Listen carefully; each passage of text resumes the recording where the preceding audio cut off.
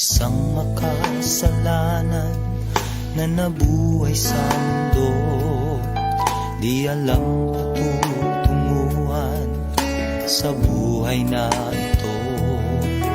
Magulong pamumuhay ang nakasanayan ko, para bang magandang umagay di nasisikat sa'yo.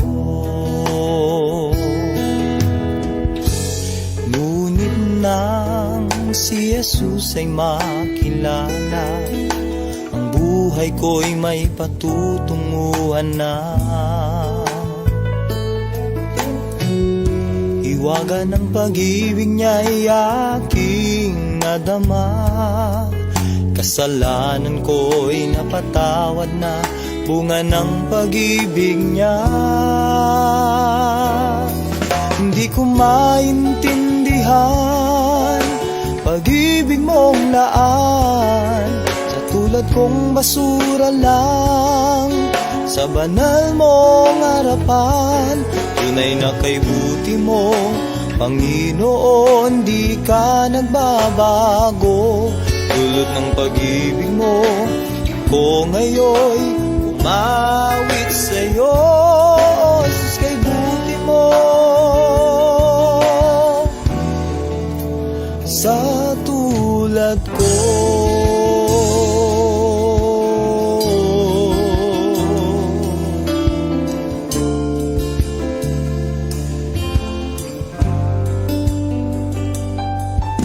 Mula nang si Kristo sa puso ko'y naghari na, bawat sikat ng umaga hatidan ng saya.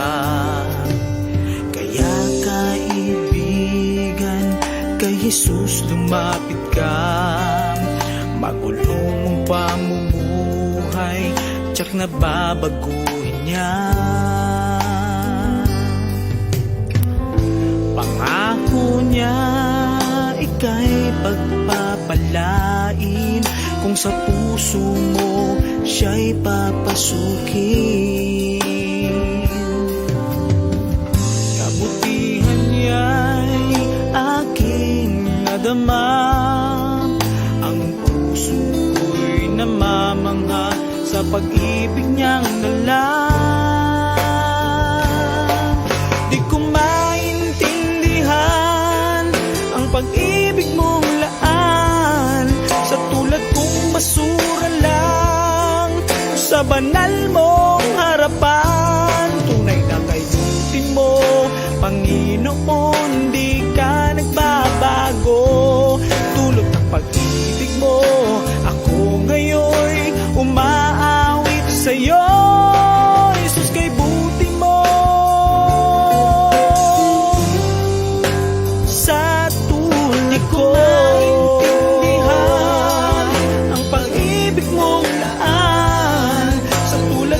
Basura lang sa banal mong harapan. Tunay na kay buti mo, Panginoon, di ka nagbabago. Tulad ng pag-ibig mo, ako ngayon umaawit sa'yo. Jesus, kay buti mo, tunay na kay buti mo.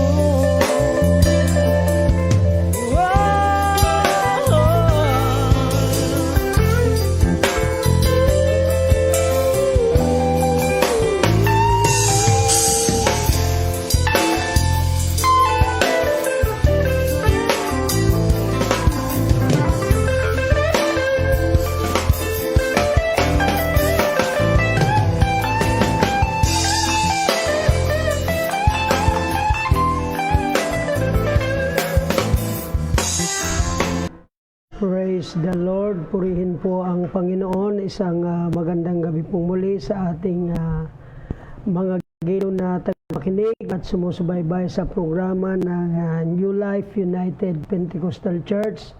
the whole gospel to the whole world. Praise the Lord. So ngayon pong gabi ay muli nating ipagpapatuloy ang pagtalakay sa mga salita po ng ating Panginoon. At ang kasalukuyang topic na ating tinatalakay po ay tungkol sa Holy Spirit Baptism. Amen. So binabati po natin ng maligayang pakikinig. Amen.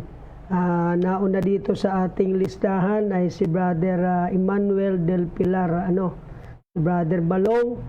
Pangalawa po ay Sister Irene Rasiles. Yan. Pinapaabot po nila ang kanilang pagbati.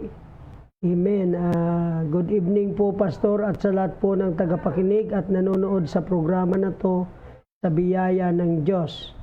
Sister Irene, good evening, Pastor. Rani, God bless you po. Gina Estera Hanyulan. Yan, sa Saudi Arabia po ito, Magandang gabi, Pastor Rani, at sa lahat ng nanonood. God bless po sa lahat. Brother Renzi Flores. Amen po, Pastor. So magandang gabi po sa inyo at welcome po muli sa ating programa, dito po sa ating New Life United Pentecostal Church, ang ating pong gabi-gabing programa, Praise the Lord. Kagabi hindi natin nabanggit, hindi natin nabati yung mga iba pang nakinig. Brother Warlito Kabanting, watching in Riyadh, praise the Lord.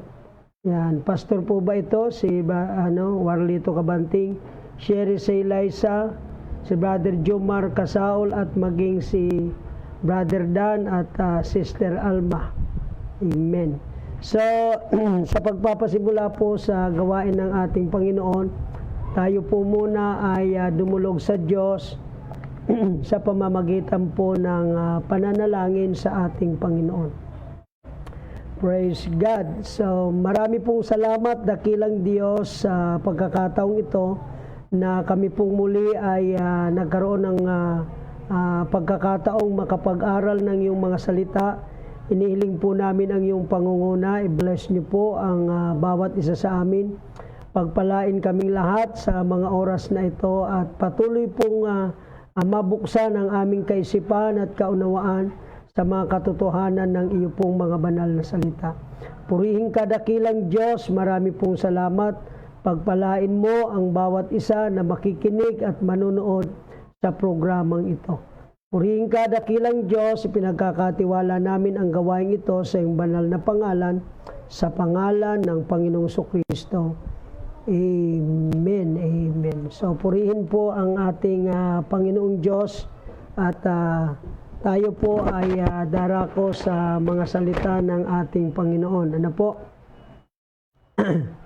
Ayan. Praise the Lord. Pastor John Pino, kasama po natin ngayong gabi sa pag-aaral ng mga salita ng ating Panginoon. Amen. Okay. So, salamat sa ating Panginoong Diyos.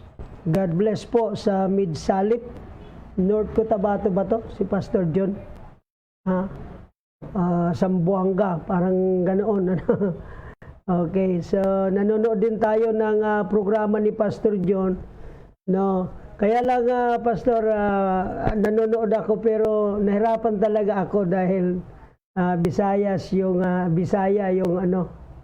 yung pagtuturo ng salita ng Panginoon sa ni Pastor John, dahil po doon sa kanilang area, mga listener po ni Pastor John, daming mga nakikinig sa kanya, ay Bisaya po yung salita po nila, So, salamat at ako natutuwa, mga kapatid, sapagkat napakarami po ng mga pastor na nagtuturo ng Bible study sa Facebook Live. So, kaya kahit alin po dyan, panoorin po ninyo at marami po tayong matututunan sa salita po ng ating Panginoon.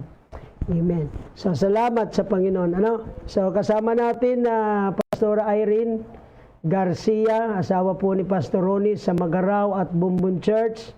Teacher Miles Sarte, kasama rin po natin ngayon na nakikinig sa salita ng ating Panginoon sa pag-aaral, at si Brother Marvin Romero. Yeah. So good evening, Brother Marvin. No? Good evening kay Teacher Myla, kay Pastor Irene, at sa lahat po ng ating mga listener ngayon pong gabi. Amen. So purihin po ang ating Panginoong Diyos. Praise God. Alright, so tayo po ay darako sa mga salita ng ating Panginoon, at yung ating tinatalakay, mga kapatid, ay medyo mahaba-haba kasing talakayan ito, mga kapatid, ano? Kaya series, kumbaga, ang pagtuturo natin tungkol po dito sa Holy Spirit baptism, no? At kahapon po ay natalakay natin ang ilan sa mga propesiya o hula sa Old Testament patungkol po sa Holy Spirit baptism.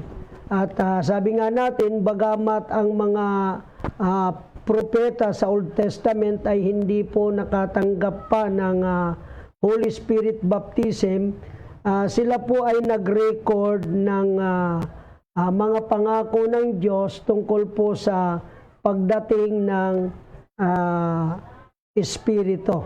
At yan po ay nakita natin sa 1 Peter chapter 1 verse 10 hanggang verse 12, na itong mga propeta, no, sila po ay nagsikap at nagsiyasat na maigi at nagsihula tungkol sa biyayang darating sa inyo, na sinisiyasat ang kahulugan kung ano at kailang panahon itinuro ng Espiritu ni Kristo na sumasa kanila ng patutuhanan ng una ang mga pagbabata ni Kristo at ang kaluwalhatiang hahalili sa mga ito.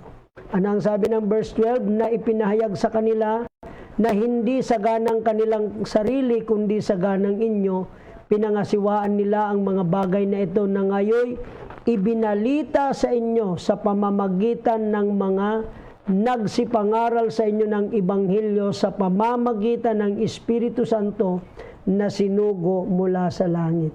So mayroon pong Espiritu Santo na sinugo mula sa langit, no? Hindi po yan natanggap ng Old Testament prophets, pero sila po ay nagsalita tungkol dyan, ano? They prophesied about the coming of the Holy Spirit. Maging yung prophecy ni Prophet Joel na ating pong tinalakay, na natupad po ito, no, noong araw ng Pentecostes. So, ang fulfillment po ng prophecy ni Prophet Joel ay nandun po sa Acts chapter 2 verses 1 hanggang 39 na po yan, ano?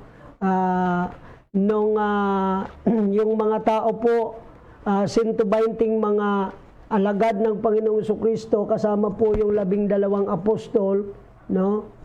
Sila po yung nangapuspos ng Espiritu Santo, at si Peter po ay nangaral at binanggit na ito raw po ay tumutukoy sa propesiya ni Prophet Joel. Verse 16 ng Acts chapter 2, datapwat ito yaong sinalita na sa pamagitan ng propeta Joel. So,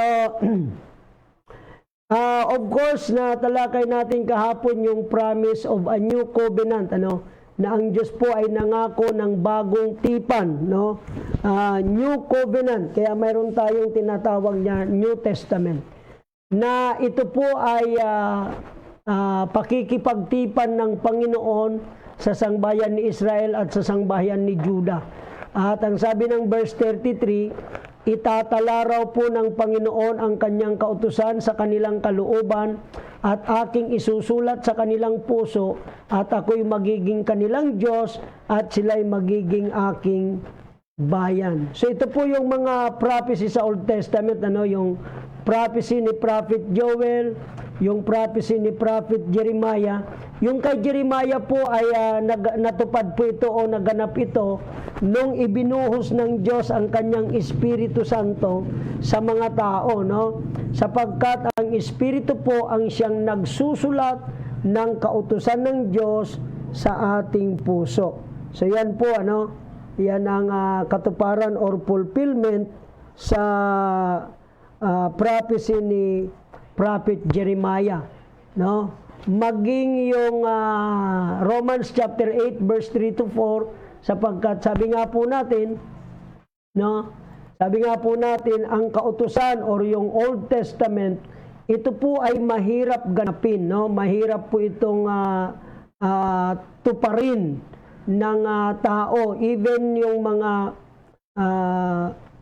iskriba, mga pariseyo, na sila po ay talagang i-dedicate na nila ang kanilang sarili sa salita ng ating Panginoong Diyos, hindi rin po nila nagawa ito, no?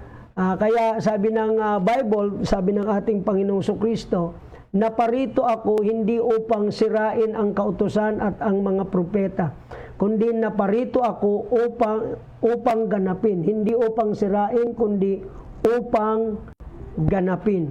So yung pong salitang ganapin doon sa Greek word ay plero, nang ibig sabihin is to fulfill and to expire. So kaya nung si Kristo po ay naparito, yung Old Testament, pinulfill yan ng Panginoon. And at the same time, pinawalan na ng bisa. Kaya nagkaroon na po tayo ng tinatawag na Bagong Testamento or New Covenant.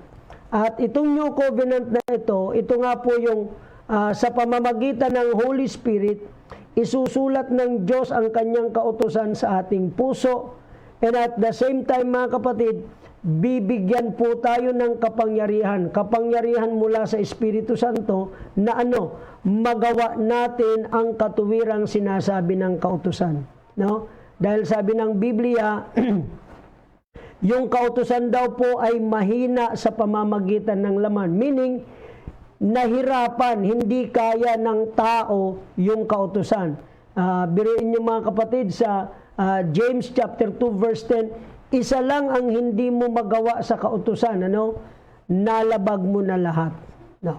So kaya sa pamagitan ng Espiritu Santo, sabi ng verse 4, upang ang kahilingan ng kautusan ay matupad sa atin na hindi nagsisilakad ayon sa laman, kundi ayon sa Espiritu. So maliwanag po mga kapatid na yung prophecy ni Prophet Jeremiah, natupad po ito nung ibinuhos ng Diyos ang kanyang Espiritu. Kaya kapag tinanggap mo ang Espiritu Santo, yung kautusan ng Diyos maisusulat sa iyong puso, at pangalawa, magkakaroon ka ng kapangyarihan upang maganap, upang tuparin natin ang hinihingi sa atin ng kautusan. So it is by the power of the Holy Spirit, mga kapatid, na magagawa natin ang sinasabi ng kautusan, no? Yan ang kagandahan pag may Holy Spirit. Magagawa mo yung sinasabi, ipinagagawa sa iyo ng ating Panginoong Diyos. Alright. Now, tingnan natin ang mga New Testament promise and command about the Holy Spirit. Nabanggit natin si John the Baptist ay nagsalita tungkol sa Holy Spirit baptism sa Mark chapter 1 verse 8 and Matthew chapter 3 verse 11. Sabi ni John the Baptist tungkol sa Panginoong Kristo, kayo'y babautismuhan niya sa Espiritu Santo. Meaning, si Kristo po ang magbabautismo sa Espiritu Santo. At ang karagdagang sinabi sa Matthew chapter 3 verse 11, siya ang sa inyo'y magbabautismo sa Espiritu Santo at apoy. Okay. Maging ang Panginoong Kristo ay nagsalita tungkol po sa tinatawag na Holy Spirit baptism. Na ang sabi nga po ng ating Panginoong Kristo, aling ama sa inyo na kung humingi ang kanyang anak ng isang tinapay, ay bibigyan niya siya ng isang bato o ng isda kaya, at hindi isda ang ibibigay, kundi isang ahas? O kung siya'y humingi ng itlog, kanyang bibigyan kaya siya ng alakdan? Kung kayo nga, bagaman masasama, ay marurunong mangagbigay ng mabubuting kaloob sa inyong mga anak, gaano pa kaya ang Ama sa kalangitan na magbibigay ng Espiritu Santo sa nagsisihingi sa Kanya? So ang Holy Spirit, mga kapatid, yung baptism of the Holy Spirit, ito po ay ibinibigay ng Panginoon. Kanino? Sa mga taong gusto nito, sa mga taong humihingi nito ayon sa pananampalataya. So si Kristo po ay nagsalita, hindi lamang si John the Baptist, kundi maging ang ating Panginoong Jesucristo. Ano po? Siya rin po ay nagsasalita tungkol sa baptism of the Holy Spirit. No? Baptism of the Holy Spirit. Nagsasalita rin po ang ating Panginoon. Ano? Kaya dito po sa John chapter 14 verse 13 to 14, sinabi rin po ng ating Panginoon, ang bawat uminom ng tubig na ito ay muling mauuhaw. Referring doon sa babaeng kausap niya, no? Yung Samaritan woman, na nagkaroon sila ng conversation doon po sa balon, ano? Yung balon na hinukay ni Jacob. Now, sabi ng Panginoon tungkol sa babae, ang bawat umiinom ng tubig na ito ay muling mauuhaw, yung tubig doon sa balon. Datapwat ang sino mang uminom ng tubig na sa kanya'y aking ibibigay ay hindi mauuhaw magpakailanman. Ngunit ang tubig na sa kanya'y aking ibibigay ay magiging isang balon ng tubig na bubukal sa kabuhayang walang hanggan. Ganito rin po ang sinabi ng Panginoon, ano, sa John chapter 7 verse 37 to 39, no? Nang huling araw nga na dakilang araw ng kapistahan, si Jesus ay tumayo at sumigaw na nagsasabi, kung ang sino mang tao'y nauuhaw ay pumarito siya sa akin at uminom. Ang sumasampalataya sa akin, gaya ng sinasabi ng kasulatan, ay mula sa loob niya ay aagos ang mga ilog ng tubig na buhay. Ngunit ito'y sinalita niya tungkol sa Espiritu na tatanggapin ng mga magsisisampalataya sa Kanya, sapagkat hindi pa ipinagkakaloob ang Espiritu, sapagkat si Jesus ay hindi pa niluluwalhati. So ito pong Holy Spirit, ito po ay tumutukoy sa rivers of living water, no?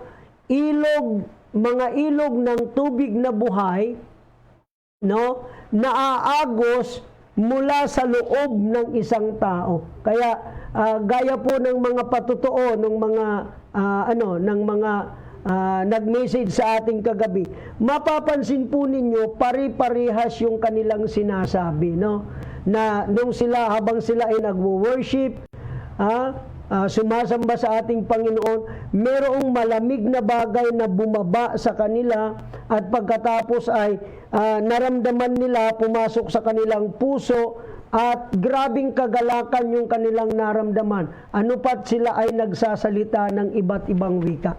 And then ano yung naging resulta? Nagkaroon po ng pagbabago sa kanilang buhay. Yung dating hindi palaimik, ngayon ay nagsishare na ng Word of God.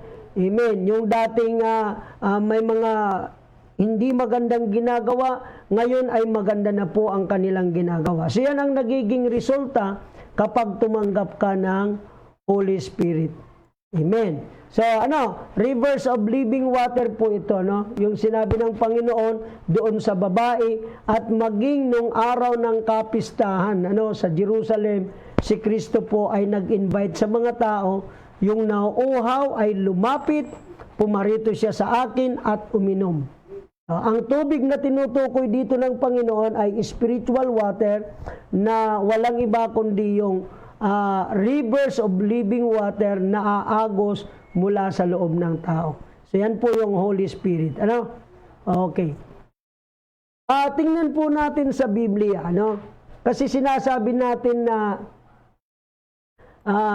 sinasabi po natin na ang Holy Spirit, ito po ay pangako ng Diyos. Ibibigay ng Diyos sa mga tao, mga kapatid.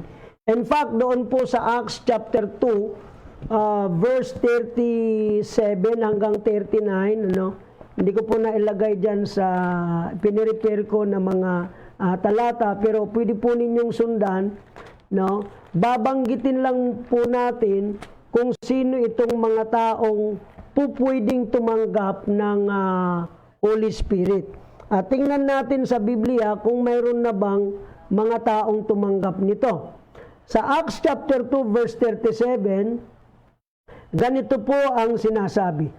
At sinabi sa kanila ni Pedro, mangagsisi kayo at mangagbautismo ang bawat isa sa inyo sa pangalan ni Hesukristo sa ikapagpapatawad ng inyong mga kasalanan at tatanggapin ninyo ang kaloob ng Espiritu Santo. Verse 39, sapagkat sa inyo ang, kanino raw po? Sa inyo ang pangako. Sino yung tinutukoy niyang sa inyo?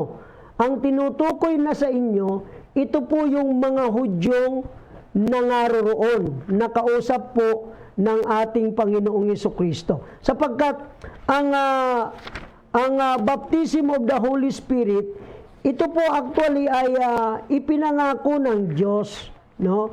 Ito pong Holy Spirit ay pangako ito ng Diyos sa mga Hudyo, no?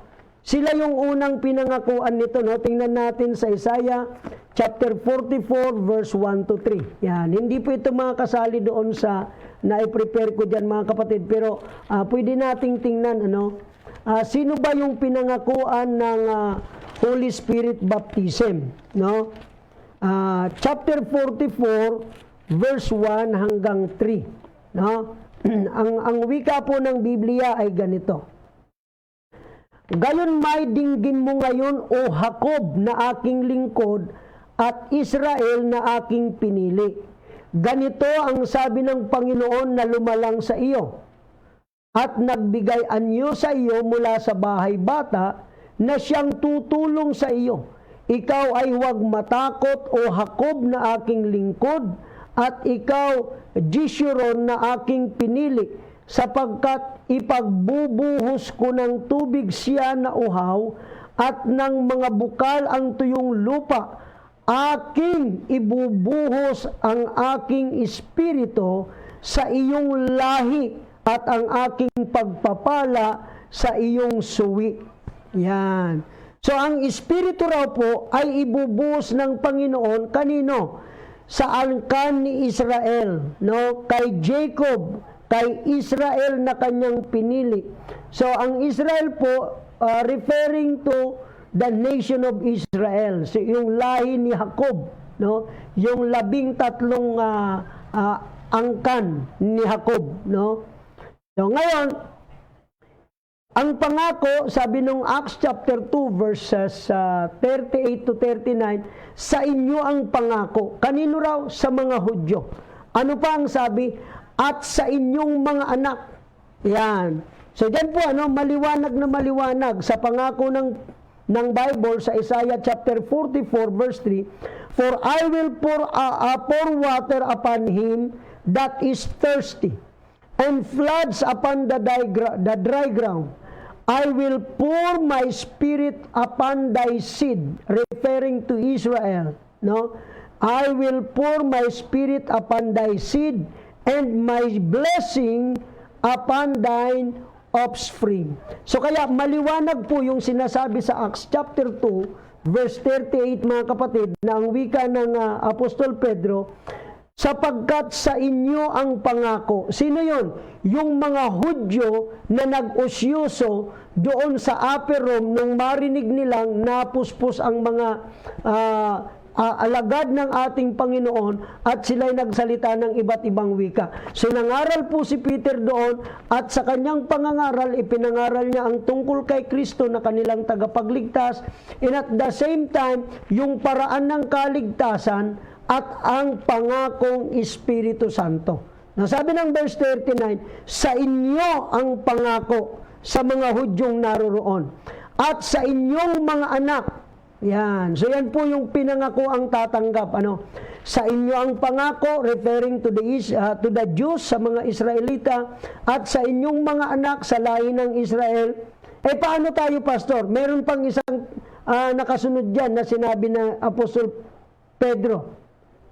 Ang sabi dyan, at sa lahat ng nangasa malayo. Yan. Kasama na po ang lugar na kinalalagyan nyo. No? Kasama na po kayo, kasama na po kami. Sino ang tatanggap ng Holy Spirit? Sa inyo ang pangako, sa mga Hudyo na naroon, kausap ni Apostol Pedro, at sa inyong mga anak, sa lahi nila, at sa lahat ng nangasa malayo. maging ilan man ang tawagin ng Panginoon nating Diyos sa Kanya. So wala pong limitasyon, no? Kung sino ang gusto, kung sino yung may ibig pwedeng tumanggap. Kasi po, doon sa prophecy ni Prophet Joel, I will pour out my spirit upon all flesh, sa lahat ng mga tao. No, kaya lang, merong pagkakasunod-sunod. Sino po yung tatanggap? Una, mga Hudyo, no? Mga Hudyo. At yung lahi nila. O, kaya yung mga alagad ng Panginoon, mga Hudyo rin naman yun, mga kapatid. Ano? No? Mga Hudyo rin. Karamihan po sa kanila, mga Hudyo tumanggap. And at the same time, pinangako ni Peter, kayong mga Hudyo, kayo ang recipient nito. Sapagkat sa Isaiah 44, verse 1 to 3, yan po'y pangako ng Diyos na tatanggapin ng bayang Israel. Amen. Alright. So, sa inyo ang pangako, at sa inyong mga anak, at sa lahat ng nangasa malayo. Kaya wag naman sanang sabihin nung iba, no, na yun daw pong bautismo sa Holy Spirit ay para lang daw yan sa mga Hudyo. Ay hindi po. Pati sa lahat ng nangasa malayo, maging ilan man ang tawagin ng Panginoon nating Diyos sa Kanya. Amen. Sapagkat ang Diyos, mga kapatid, ay Diyos siya ng lahat at hindi po siya nagtatangi ng mga tao. No? Hindi po nagtatangi ang Diyos ng mga tao. Kung sino yung kanyang gustong bigyan ng Holy Spirit, ay pwede po silang tumanggap ng kaloob na Espiritu ng ating Panginoong Jesucristo. No? Tinan po ninyo, no?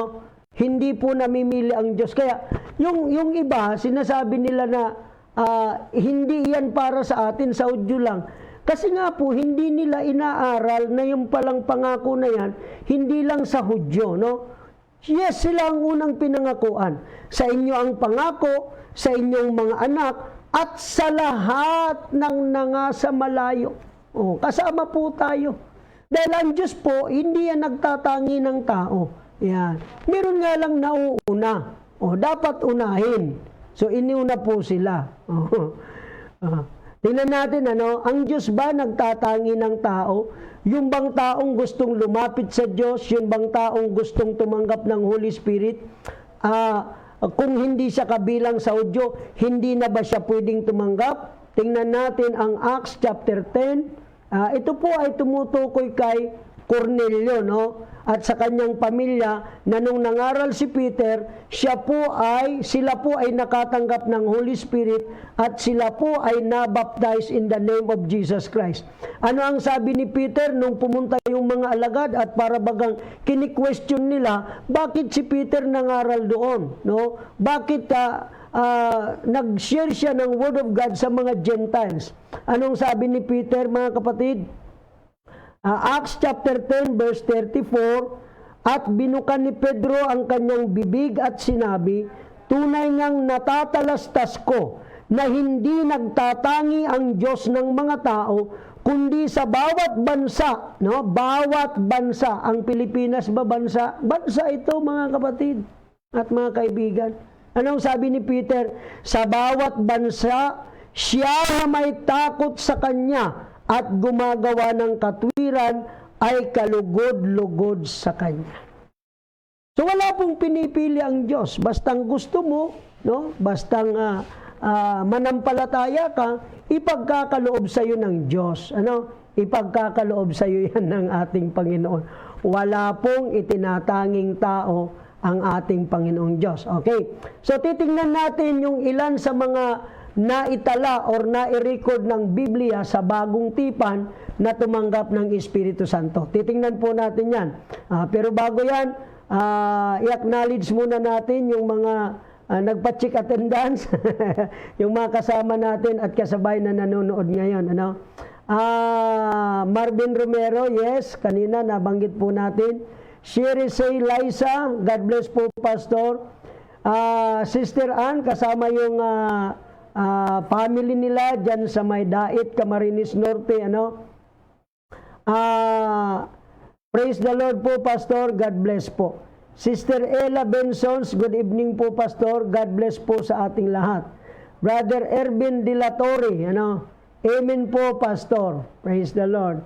Si Ate Agnes Aboy po sa Tondo ay nanonood din po sa atin. God bless, Ate Agnes. Pagpalain po kayo ng Panginoon. Brother Carlo Tristan Bongo. Yan. Hindi po ito si Bongo na yung senador, ha? Si Brother Carlo ito.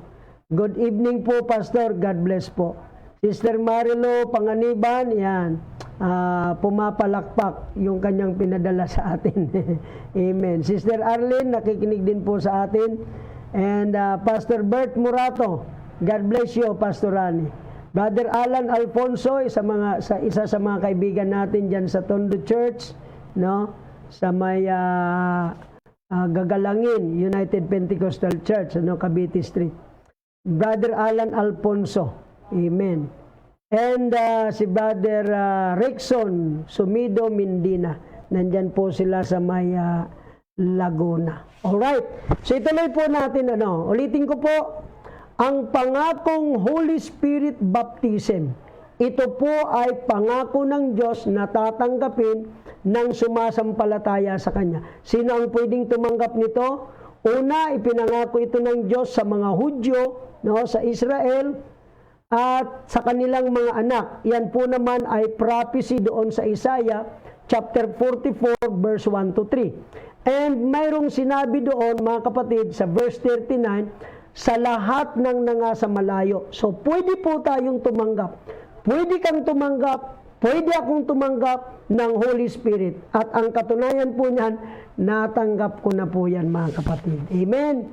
Natanggap ko na po yan. April 3, 1993, tinanggap ko po ang Espiritu Santo ng ating Panginoon. Amen. So, April 3, 1993. Tinanggap ko po yan. So, walang duda, no? Ang Holy Spirit, ito po ay pangako ng Diyos na tatanggapin ng lahat ng mga tao. Now, tingnan muna natin, meron bang record sa Biblia mga tumanggap ng Holy Spirit? Okay? Tingnan natin muna, Una, of course, yung mga Hudyo, no? Sa Acts chapter 2 verse 1 to 38 or to 39, at yan po yung katuparan sa hula ni Prophet Joel, habang ang mga alagad po nagkakatipon doon sa upper room, bumaba po ang Espiritu Santo at sila'y nangapuspos ng Espiritu Santo at nagpasimulang magsalita ng iba't ibang wika. So yan po yung kauna-unahan, Ayan, Acts chapter 2 verse 1 hanggang 4, sabi diyan sa verse 4, silang lahat ay nangapuspos ng Espiritu Santo at nagpasimulang magsalita ng iba't ibang wika ayon sa ipinagkakaloob ng Espiritu na kanilang salitain. Sino pa po? Yung mga taga Samaria o mga Samaritans, Sa Acts chapter 8 verse 12 to 17, ang sabi ng Biblia, basahin na lang natin yung verse 14, kasi sa verse 12 po, binautismuhan yung mga taga Samaria, So, linawin natin. Sa verse 12, binautismuhan yung mga taga Samaria, Nabautismuhan po sila. Ngayon, nung sila po ay yung mga Hudyo ay pumunta roon, inilihans po sila, Tingnan natin, ang sabi ng verse 14, nang babalitaan nga ng mga apostol na nangasa Jerusalem na tinanggap ng Samaria ang salita ng Diyos, ay sinugo nila sa kanila si Pedro at si Juan. So sila po yung mga mangangaral sa mga Hudyo, si Pedro at si Juan. At nang sila'y makalusong ay ipinanalangin nila sila upang kanilang tanggapin ang Espiritu Santo. So linawin ko po, sa verse 12 at verse 13, nangaral po si Esteban. At nung siya po ay nangaral, hindi si Esteban, si Felipe, nung sila po ay naniwala sa ipinapangaral po ni Felipe, sila po ay nabaptize in Jesus' name. Ngayon, sinugo naman ng mga apostol sa Jerusalem sina Pedro at si Juan para alamin kung anong nangyari doon sa Samaria. Ang sabi ng verse 15, nang sila'y makalusong, ay ipinanalangin nila sila upang kanilang tanggapin ang Espiritu Santo. Bakit? Sapagkat ito'y hindi pa bumababa sa kanino man sa kanila. So kaya pumunta si Pedro at si Juan upang ipanalangin itong mga nakarinig ng salita ng Diyos at nabautismuhan sa pangalan ng Panginoong Kristo. Bakit sila pumunta roon? Upang sila ay ipanalangin. Bakit sila ipapanalangin? Upang kanilang tanggapin ang Espiritu Santo. Sapagkat ito'y hindi pa bumababa sa kanino man sa kanila, kundi sila'y nangabautismuhan lamang sa pangalan ng Panginoong Hesus. So hindi pa nila tinatanggap ang Holy Spirit. Ang natanggap pa lamang nila ay yung water baptism in Jesus' name. So kailangan pumunta roon si Pedro at si Juan para ipanalangin sila. I-lay hands po sila para tanggapin nila ang Espiritu Santo. Bakit? Sapagkat hindi pa nila ito natatanggap. Ano pa lang ang natanggap nila? Ano pa lang ang nangyari sa kanila? Nabautismuhan pa lamang sila sa pangalan ng Panginoong Kristo. So linawin natin mga kaibigan at mga kapatid, hindi sapat yung mabautismuhan ka in Jesus' name. Kailangan mo pang tumanggap ng Holy Spirit.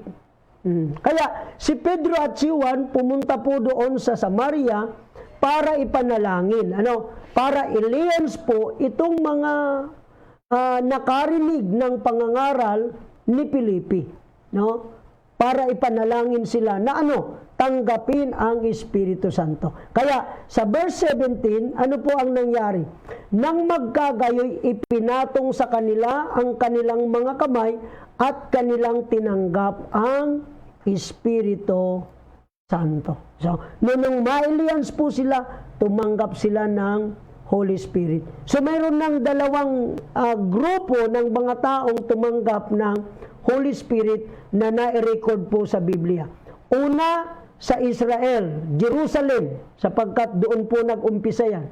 Pangalawa, Samaria. Pangatlo po, pangatlo, sino yung mga tumanggap naman ng Holy Spirit? Yan, mga hintil na po ito, mga Gentile na po ito, labas na po ito sa Jerusalem. Sa Acts chapter 10, si Pedro po, siguro alam natin ang kwento nito, ang istorya po niyan ay ganito, Si Cornelio, isang taong matatakutin sa Diyos. Alam niyo po yung katangian ni Cornelio, matindi. Tingnan natin sa Acts chapter 10, bigyan lang natin ng kaunting background kung sino itong si Cornelio. Ang Acts chapter 10 verse 1, ang sabi po ay ganito. May isang lalaki nga sa Caesarea, na nagngangalang Cornelio, senturyon ng pulutong na tinatawag na pulutong Italiano. Yan, taga-Italy po ito, Ito po ay senturyon. Commander po siya, ng pulutong na Italiano. Isang taong masipag sa kabanalan. Tingnan niyo po ang katangian nitong si Cornelio. Isang taong masipag sa kabanalan, matatakutin sa Diyos, siya at ang buong sangbahayan. Pangatlo, naglimos ng marami sa mga tao at laging nananalangin sa Diyos. So yan po yung katangian ni Cornelio. Meron siyang 4 na magandang katangian. Ano po yun? Masipag siya sa kabanalan, matatakutin sa Diyos, pati ang buong sangbahayan, naglimos ng marami sa mga tao, at laging nananalangin sa Diyos. So ito po yung kanyang katangian. Ito po yung qualification ni Cornelio. Pero habang nananalangin siya, ano po ang nangyari? Merong isang pangitain siyang nakita. Meron siyang isang pangitaing nakita. Yung anghel, kinausap siya. Ano ang sabi ng anghel sa kanya? Cornelio, ang mga pananalangin mo, ang mga paglilimos mo, ang mga panalangin mo at ang iyong mga paglilimos ay nangapailan lang na isang alaala sa harapan ng Diyos. ngayon magsugo ka ng mga tao sa Joppe at ipagsama mo yaong Simon na may pamagat na Pedro. Yan. Ano ang gagawin ni Pedro? Doon sa testimony ni Peter, kaya siya pinapunta ng Diyos doon sa, pinapuntahan si Peter doon sa Joppe ni Cornelio sapagkat ang testimony ni Peter sa Acts chapter 11 verse 13, ito po yung testimony ni Peter nung siya po'y nangaral kina Cornelio, no? Nagtitestify na siya sa mga kasama niyang mga apostol. Ang sabi ni Peter, kanyang isinaysay sa amin kung paanong nakita niya ang anghel na nakatindig sa kanyang bahay at nagsasabi, magsugo ka sa Joppe or Hope at ipagsama mo si Simon na may pamagat na Pedro na siyang magsasaysay sa iyo ng mga salita na ikaliligtas mo, ikaw at ng buong sangbahayan mo. Anong puntos ko dito mga kapatid? Ang puntos po dito ay ganito. Si Cornelio matatakutin sa Diyos. Si Cornelio masipag sa kabanalan. Si Cornelio naglilimos ng marami. Si Cornelio laging nananalangin sa Diyos. Yun po matinding kwalifikasyon. Pero ang tanong, ligtas na ba si Cornelio? Hindi. Hindi pa siya ligtas. Ang tindi ng kwalifikasyon ni Cornelio, pero hindi pa po siya ligtas. Ano ang sinabi ng anghel? Magsugo ka ng tao mo doon sa Joppe, makakarating kayo doon sa bahay ni Simon na mangluluto ng balat. Diyan sa bahay ni Simon na mangluluto ng balat, meron diyan nakatirang tao na ang pangalan ay Simon Pedro. Ipagsama mo rito. Yan. Bakit? Sapagkat siya yung magtuturo sa iyo ng salita sa ikaliligtas mo. Kaya wag tayong magsabi na ako mabuting tao, tumutulong ako, mapanalanginin ako ay namumuhay ng may kabanalan. Kapatid, kulang pa po yan. Kailangang malaman mo ang salita, mga dapat gagawin para ikaw ay maligtas. So to make the long story short mga kapatid, itong si Peter ay sumama doon. Bakit? Nakakita po siya ng pangitain. Habang siya ay nananalangin, merong isang kumot na bumaba at punong-puno po ito ng mga maruruming hayop. Anong sabi ng Diyos? Kumuha ka ng isa, magkatay ka, kumain ka. 3 beses po ito pinakita ng Diyos sa kanya. Pero si Peter po, lagi po siyang tumatanggi. Kahit kailan, Panginoon, wala pang maruming bagay na pumasok sa aking tiyan. Pero anong sabi ng Diyos? Kumain ka, magkatay ka, kumain ka. So, pangatlo, binatak na po yung kumot na wala na sa paningin ni Peter. Siya naman pong dating ng mga alagad ni Cornelio. Doon na-realize ni Peter na yung pangitain na yun po ay pangitain tungkol sa paghahatid ng salita ng kaligtasan. Na ang salita ng kaligtasan, hindi lang sa mga Hudyo, kundi pati sa mga Hintil. Diba? Kahapon tinalakay ko po sa inyo, sino yung mga Hintil? Ito po yung mga taong hindi kabilang sa bansa ng Israel. Ito yung mga taong hiwalay sa mga tipan ng pangako. Ito yung mga taong walang pag-asa. Ito yung mga taong walang Diyos. Ito yung mga taong hiwalay kay Kristo. Sila po yung mga Hintil. So kaya ang mga Hudyo, ayaw sana nilang mga ngaral dyan. Pero itong si Peter, pinagpakitaan ng pangitain ng Diyos. Kaya anong ginawa ni Peter? Siya po ay pumunta roon. At pagdating na doon, nandoon na po yung pamilya ni Cornelio. At sila po ay nakikinig, handang makinig ng salita ng Diyos. Kaya anong ginawa ni Peter, mga kapatid? Ang ginawa ni Peter, siya po ay nagturo sa kanila. No? Ngayon, habang nagtuturo si Peter sa kanila, bumaba ang Espiritu Santo sa kanila. Anong sabi ng verse 44? Samantalang nagsasalita pa si Pedro ng mga salitang ito, ay bumaba ang Espiritu Santo sa lahat ng nangakikinig ng salita. At silang sa pagtutuli na nagsisisampalataya, ay nangamanghang lahat na nagsiparoong kasama ni Pedro sapagkat ibinuhos din naman sa mga Hintil ang kaloob na Espiritu Santo. So ibinuhos din po kay ibinuhos din po kay Cornelio at sa mga hintil. Ano ang sabi diyan, no? Mga hintil. Kaya ito na po yung katuparan doon sa sinabi ni Peter nung siya po ay nangaral, no?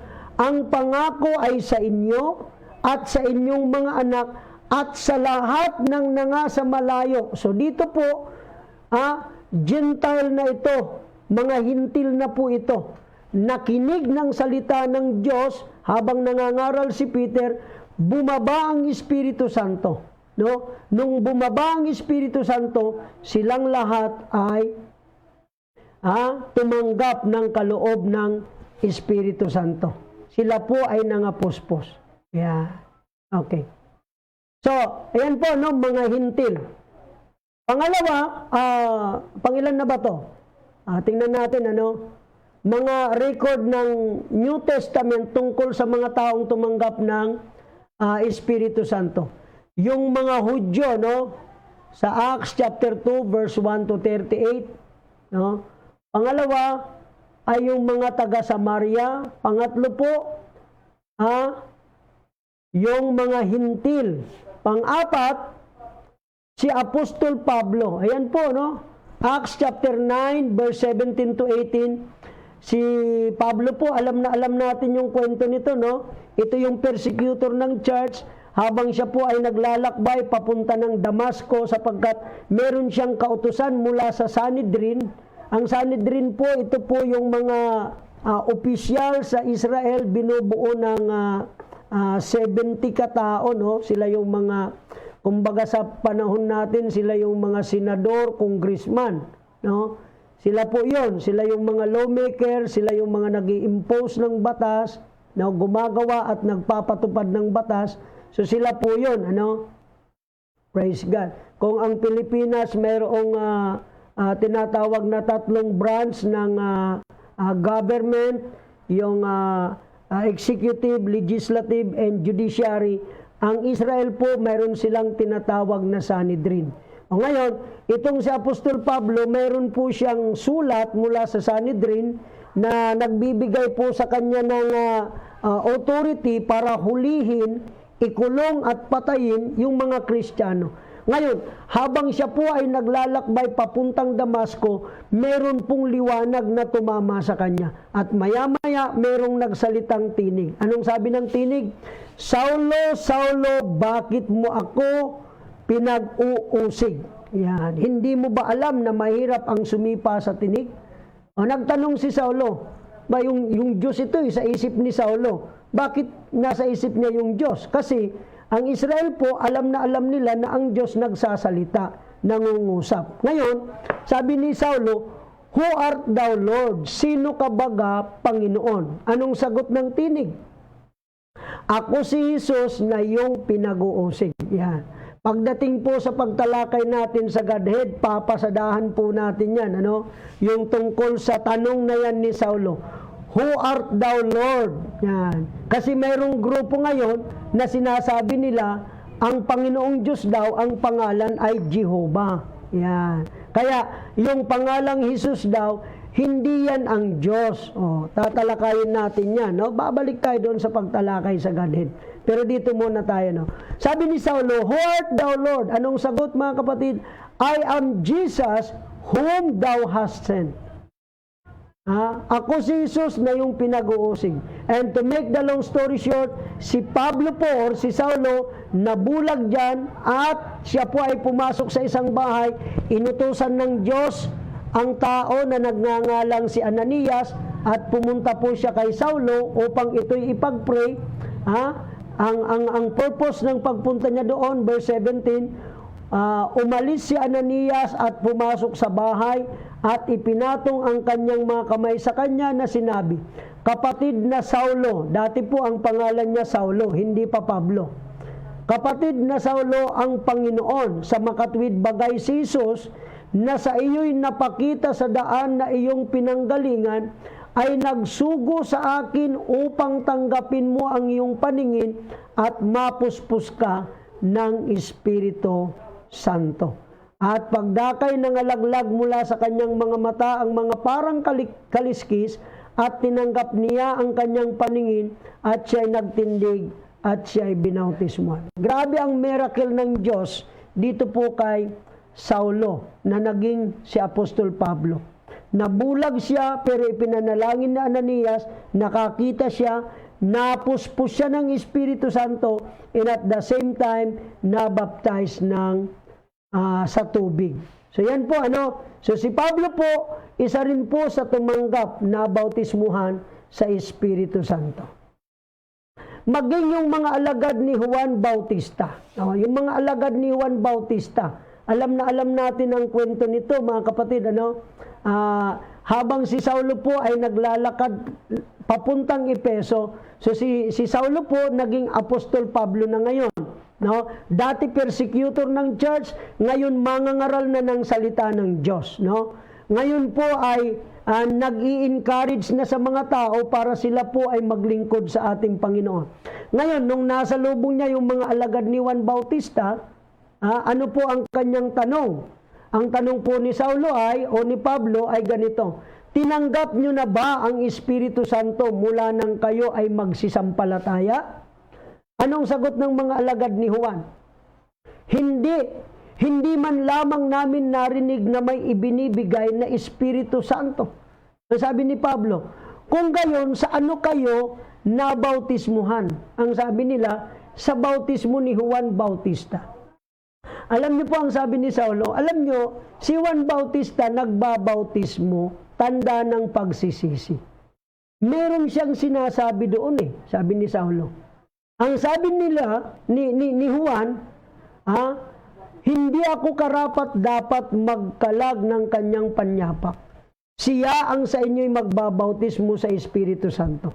Yung dumarating sa hulihan ko ay lalong higit kaysa sa akin.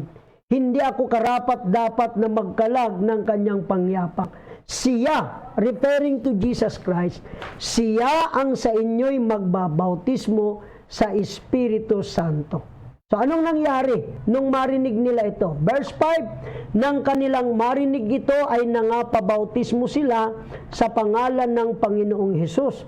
At nang may patong na ni Pablo sa kanila ang kanyang mga kamay, ay bumaba sa kanila ang Espiritu Santo at sila'y nagsipagsalita ng mga wika at nagsipanghula. Ilan po sila? Silang lahat ay may 12 lalaki. Amen. So, dyan po mga kapatid, yung record ng Biblia, kung sino-sino po yung mga tumanggap ng Holy Spirit or nabautismuhan sa Espiritu Santo. Yung mga alagad at mga Hudyo, tumanggap po sila ng Espiritu Santo. Sino pa po mga kapatid? Mga taga-Samaria, amen. Mga hintil, si Cornelio at ang kanyang pamilya, pati mga kasangbahay, mga kaibigan, amen. At pati itong si Apostol Pablo, tumanggap din ng bautismo sa Espiritu Santo, at yung mga alagad ni Juan Bautista. So sila pong lahat, yan po ang record ng Biblia, mga taong tumanggap ng Espiritu Santo. Hindi lang po mga hintil.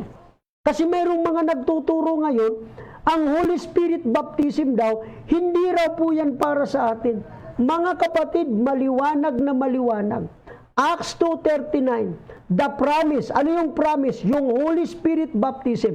The promise is unto you, sa mga Hudyo, and to your children, sa mga anak ng Hudyo, o sa lahi ng Hudyo, and to all that are afar off, sa lahat ng nangasa malayo, maging ilan man, ang tawagin ng Panginoon nating Diyos sa Kanya.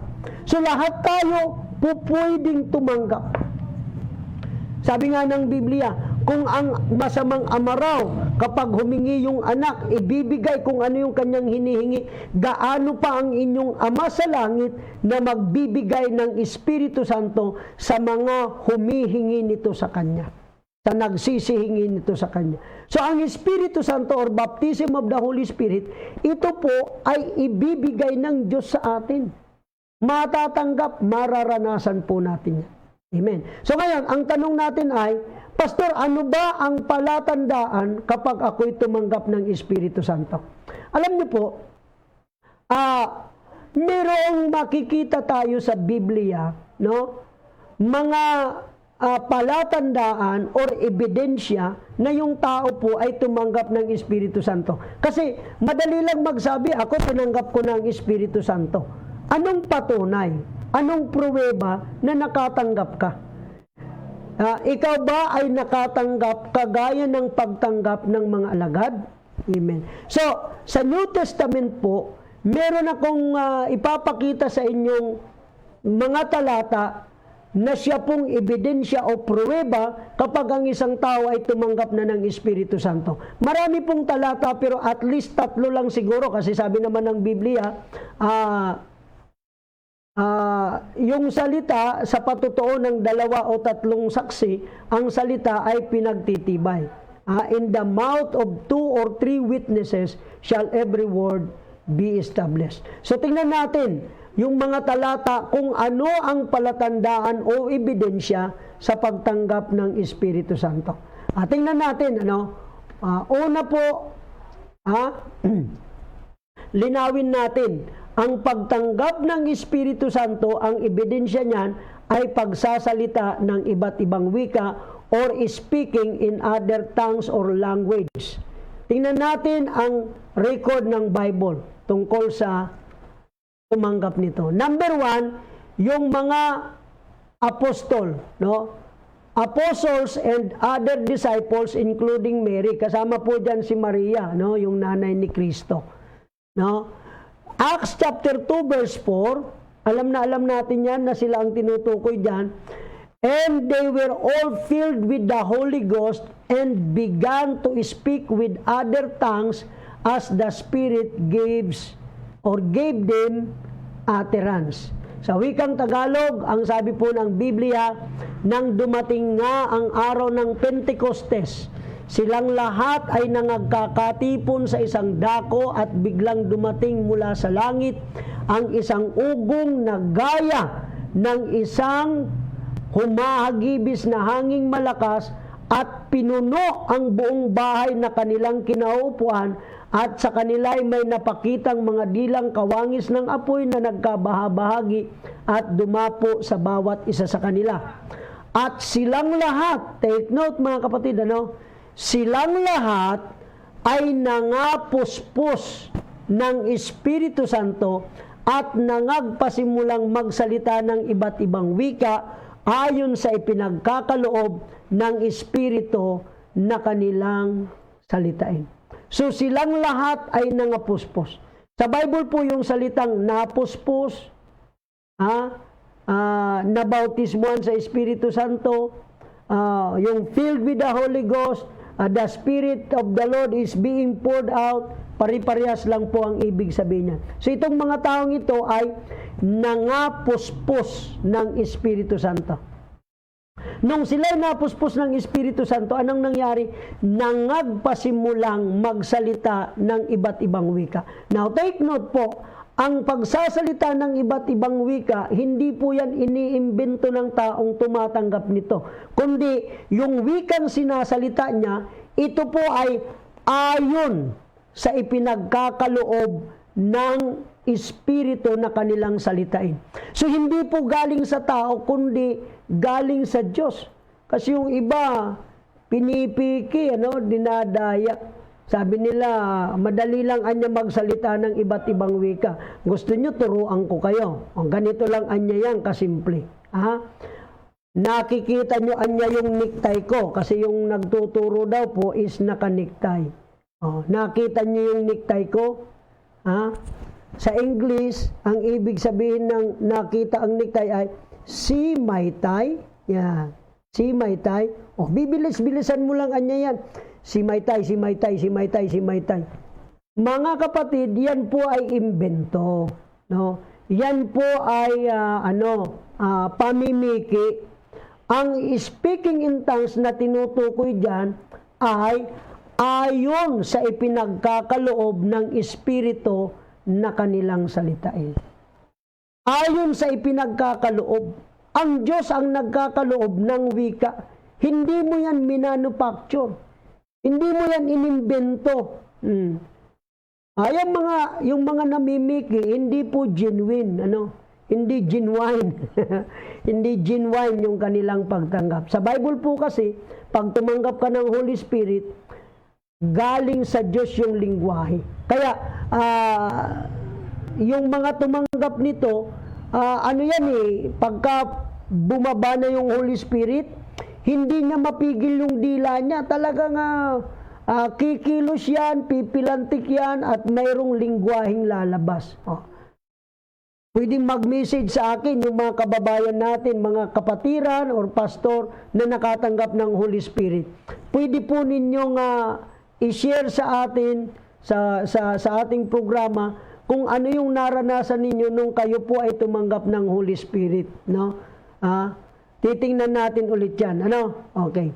So, isa na po dyan na ebidensya, sa Acts chapter 2, hanggang chapter 2 verse 1 to 4, na sila po ay napuspos ng Espiritu Santo, nagsalita sila ng mga wika. Alright. Sino pa po? Si Cornelio at ang kanyang pamilya. Si Cornelio at ang kanyang pamilya, sila rin po ay napuspos ng Espiritu Santo, Samantalang nagsasalita pa si Pedro ng mga salitang ito, ay bumaba ang Espiritu Santo sa lahat ng nangakikinig ng salita. Tingnan mo yan, Bumaba ang Espiritu Santo sa lahat ng nangakikinig ng salita. At silang sa pagtutuli, meaning yung mga Hudyo, na nagsisisampalataya, ay nangamanghang lahat na nagsiparoong kasama ni Pedro. So mayroon palang kasama si Pedro na pumunta doon kay Cornelio. May mga kasama siya. Sino yun? Yung mga Hudyo. Yung mga nasa pagtutuli. Yung lahi na ang iniisip nila, ang pangako ay para lang sa kanila. Pero habang nagsasalita pa si Pedro ng mga salitang ito, bumaba ang Espiritu Santo sa lahat ng nangakikinig ng salita. At silang sa pagtutuli ay nagsisisampalataya ay nangamanghang lahat na nagsiparoong kasama ni Pedro. Bakit? Bakit sila namangha? Sapagkat ibinuhos din naman sa mga hintil ang kaloob ng Espiritu Santo. So ano ang ibig sabihin ng ibinuhos ang kaloob ng Espiritu Santo sa mga hintil? Ano ang ibig sabihin niyan? Verse 46, sapagkat nangarinig nilang nangagsasalita ang mga ito ng mga wika at nangagpupuri sa Diyos. Nang magkagayoy sumagot si Pedro, mangyayari bagang hadlangan ng sinuman ang tubig upang wag mga bautismuhan itong mga nagsitanggap ng Espiritu Santo na gaya naman natin. So yung pong pagbubuhos ng Espiritu Santo, ito raw po yung pagtanggap ng Espiritu Santo. Paano nilang nalaman na ang mga hintil na ito ay nakatanggap ng Espiritu Santo? Ang sabi ng verse 46, sapagkat nangarinig nilang nagsasalita ang mga ito ng mga wika. So mayroon na tayong dalawa, confirmation doon sa unang karanasan ng pagtanggap ng Holy Spirit. Yung mga alagad, kasama yung iba pang mga, kasama yung mga apostol, at si Maria, 120 po sila po'y napuspos ng Espiritu Santo at nagpasimulang magsalita ng iba't ibang wika.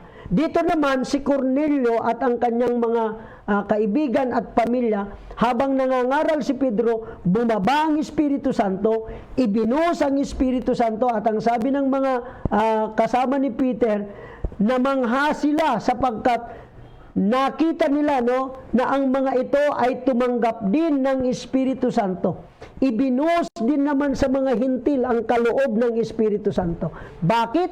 Sapagkat nangarinig nila na nangagsasalita ang mga ito ng mga wika. So sa makatuwid, ang palatandaan na ikaw ay nakatanggap ng Espiritu Santo, magsasalita ka ng iba't ibang mga wika. Okay. Dagdagan pa natin yung talata, mga kapatid. Yung mga alagad ni Juan Bautista, nabanggit ko na ito sa inyo kanina, sa verse 4, ito yung sabi ni Pablo, nagbabautismo si Juan ng bautismo ng pagsisisi na sinasabi sa bayan na sila'y magsisampalataya sa darating sa hulihan niya sa makatuwid bagay kay Jesus. Yan. Anong sabi ng verse 5? Nang kanilang marinig ito, ay nangapabautismo sila sa pangalan ng Panginoong Hesus. Verse 6, at nang maipatong na ni Pablo sa kanila ang kanyang mga kamay, ay bumaba sa kanila ang Espiritu Santo at sila'y nagsipagsalita ng mga wika at nagsipanghula. So nung bumaba ang Espiritu Santo, anong nangyari po sa kanila? Sila'y nagsipagsalita ng mga wika. Yung mga apostol, si Cornelio, ang kanyang sangbahayan at mga kaibigan, maging yung mga alagad ni Juan Bautista. Lahat po sila, nung napuspos ng Espiritu Santo, sila po ay nagsalita ng mga wika. Okay? So maliwanag po yan, na ang palatandaan sa pagtanggap ng Espiritu Santo ay ang, pagsasalita ng iba't ibang wika. Ipagpapatuloy natin ito, pero bigyang daan muna natin yung ilan sa mga listener natin, na nag-comment po sila sa atin, mga kapatid. Sino tong mga nandito? Praise God. Okay. Hindi ko makita, Anyan, Praise God. Mahina tayo pagdating dito sa mga na to. Okay, pero tingnan natin kung yung mga nag-comment sa atin.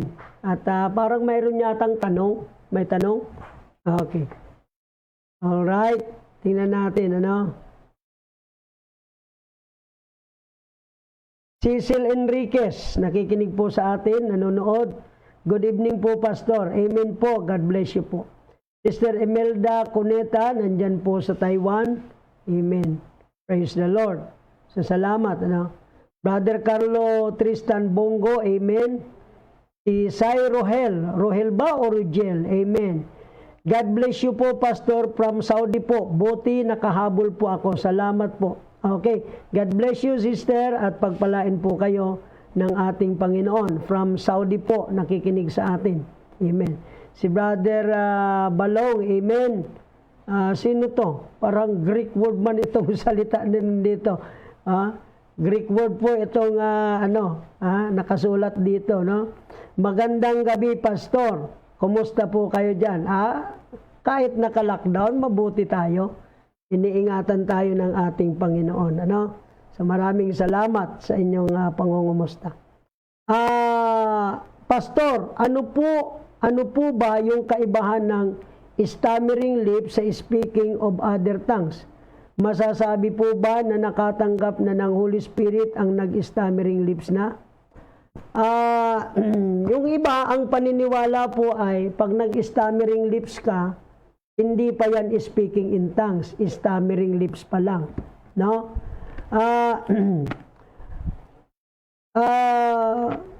Di ko masabing pag nag-stammering lips ka ay nakatanggap ka na ng Holy Spirit. Di ko rin naman masabi na hindi ka pa nakatanggap ng Holy Spirit. Kasi ang prophecy po dito sa Isaiah chapter 12, tama ba? Or chapter 26, sorry.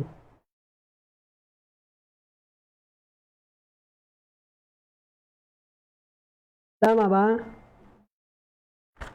Tingnan natin, yung stammering lips. Tingnan natin yung nakasulat dyan.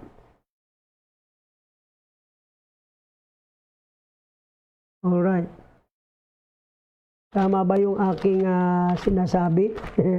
Tingnan natin yung talata,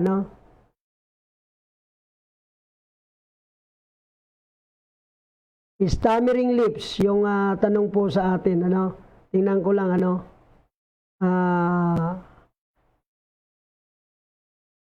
stammering lips.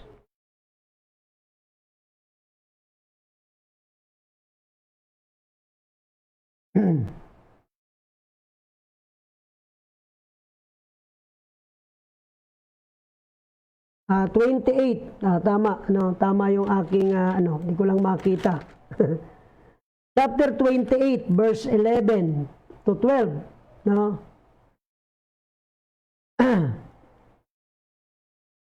Verse 11, for with stammering lips and another tongue will he speak to these people, to whom he said, this is the rest wherewith you may cause the weary to rest, and this is the refreshing, yet they would not hear.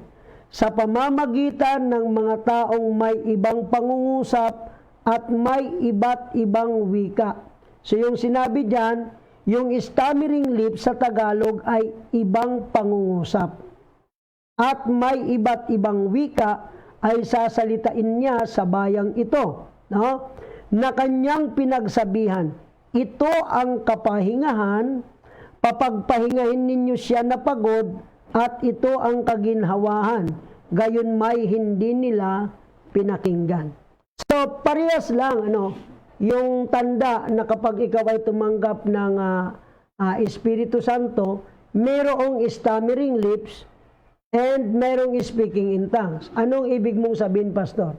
Bigyan ka ng analogy, no? Bago umulan, mayroong ambon at maliliit na patak ng ulan, yung ambon. So, siguro parang ganoon ang natin, no? Kung ambon ay baka sipunin ka lang, parang kailangang ulan, kailangang ulan. So para sigurado, wag kang manatili doon sa stammering lips lang. Mas maganda yung may speaking in tongues, no? So yun po yung sagot natin. Wag lang stammering lips kundi speaking in tongues. Kailangang mayroong pagsasalita ng iba't ibang wika. Kasi dito po sa pinag-aaralan natin, puro po speaking in tongues yung binabanggit. Hindi naman stammering lips. Speaking in tongues yung binabanggit po dyan. Yan, pagsasalita ng iba't ibang wika. They began to speak with other tongues. Sa Acts chapter 2 verse 4, nagpasimulang magsalita ng iba't ibang wika. Acts chapter 10 verse 46 hanggang 47, sila'y nagsalita, narinig nilang nangagsalita ang mga ito ng mga wika. Nagsalita ng mga wika. And then sa chapter 19, si Paul, nung ipinatong ang kanyang kamay sa mga alagad ni Juan Bautista, bumaba sa kanila ang Espiritu Santo at sila'y nagsipagsalita ng mga wika. So puro po speaking in other tongues yung ating nabanggit dyan. Hindi po stammering, no? Although doon sa prophecy, with stammering lips and another tongue will he speak to these people. At sabi ng verse 12, ito yung refreshing. Yung sinasabi doon sa Acts chapter 17 na refreshing. Ito yung kapahingahan, yung sinasabi sa Matthew 11 verse 28 ng ating Panginoong Jesucristo, no? So, ito raw po, this is the refreshing, this is the rest, wherewith you may cause the weary to rest. So, ayan. So, okay naman yung stammering lips, pero para sigurado, doon ka sa speaking in tongues. Kung nag-stammering lips ka, parang preparatory lang yun. Kumbaga, bago yung ulan, may ambon. Huwag ka doon sa ambon. Doon ka na sa ulan para sigurado. Basa ka, puspos ka ng Holy Spirit. Now, tingnan natin kung ano yung kaibahan ng speaking in tongues sa Acts 2:38 at doon sa 1 Corinthians chapter 12 verse 10. Kasi po ganito yan mga kapatid, merong ilan na pinagtatawanan po tayo, kinukutya tayo na ginigiit daw natin na ang tao para mapatunayang tumanggap ng Holy Spirit dapat mag-speak in tongues. Diyan niya sa 1 Corinthians, ang required lang dyan na magsalita ng iba't ibang wika, 2 hanggang 3. No? So, merong tinatawag na speaking in tongues sa 1 Corinthians chapter 12 at yung speaking in tongues dyan, hanggang 3 lang, 2 o 3. Yun lang ang magsasalita. No? Yun lang. Kaya hindi lahat. Doon sa binasa natin, lahat. O ngayon, dahil mayroong seemingly contradiction between doon sa nung nakatanggap ng Holy Spirit, doon sa, di ba, doon sa Acts chapter 2, yung mga alagad, silang lahat ay nangapuspos ng Espiritu Santo at nagpasimulang magsalita ng iba't ibang wika. Sa Acts chapter 10, ibinuhos ang Espiritu Santo at silang lahat ay nangapuspos ng Espiritu Santo, nagpasimulang magsalita ng iba't ibang wika. Ganon din sa Acts chapter 19, nung inilihan sila ni Apostol Pablo, silang lahat ay nangapuspos ng Espiritu Santo at nagpasimulang magsalita ng iba't ibang wika. Now, ano ang kaibahan nitong speaking in tongues na binabanggit sa mga talatang binasa natin doon sa speaking in tongues sa 1 Corinthians chapter 12? Now, tingnan natin yung mga talata na yan, mga kapatid, para maging malinaw sa atin. Kaya, sila po, itinuturo nila sa mga tao, hindi na natin kailangan ng speaking in tongues kasi ang nag-i-speak in tongues may bilang lang, 2 o hindi hihigit sa 3. Kaya walang problema kung hindi tayo tumanggap ng Espiritu Santo, hindi tayo magsalita ng iba't ibang wika. Hindi yan palatandaan sa pagtanggap ng Espiritu Santo. Kasi po, kaya nila nasasabing ganyan, hindi nila naintindihan yung initial evidence sa pagtanggap ng Espiritu Santo at saka itong diverse kinds of tongues na binabanggit sa 1 Corinthians chapter 12. Now, tingnan natin, basahin natin para maintindihan natin ang kaibahan ng dalawa. Yung speaking in tongues po sa Acts chapter 2, verse 1 to 38, at pati yung ilang talatang binasa ko, ito po ay tumutukoy sa initial sign. Initial sign or palatandaan, no? Initial na palatandaan sa pagtanggap ng kaloob ng Espiritu Santo. Now, yung salita po dyan na you shall receive the gift of the Holy Ghost, yung salita pong gift dyan sa Greek word ay doreia, no? Ito po yung pagsasalita ng iba't ibang wikang kaloob ng Diyos bilang tanda sa pagtanggap ng Espiritu Santo. O kaya, yan po yung mga talatang binasa natin kanina, no? You shall receive the gift of the Holy Ghost.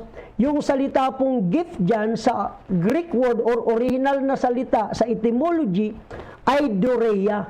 Ito po yung tinatawag na kaloob o regalo ng Espiritu Santo na mayroong pagsasalita ng iba't ibang wika bilang palatandaan na ikaw ay tumanggap ng Espiritu Santo.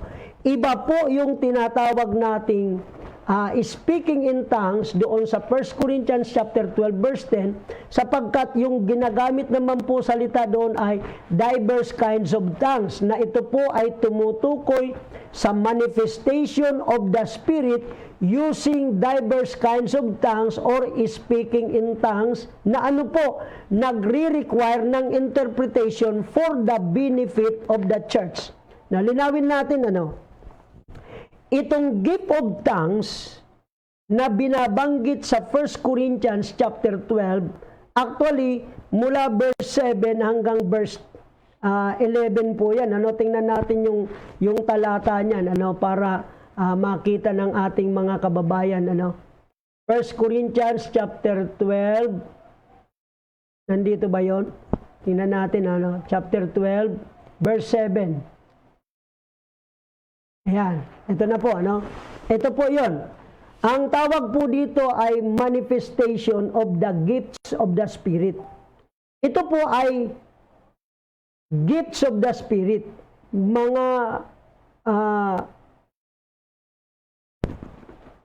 kaloob ng Espiritu Santo, Tingnan natin, 1 Corinthians 12:7. But the manifestation of the Spirit is given to every man to profit with all. Verse 8.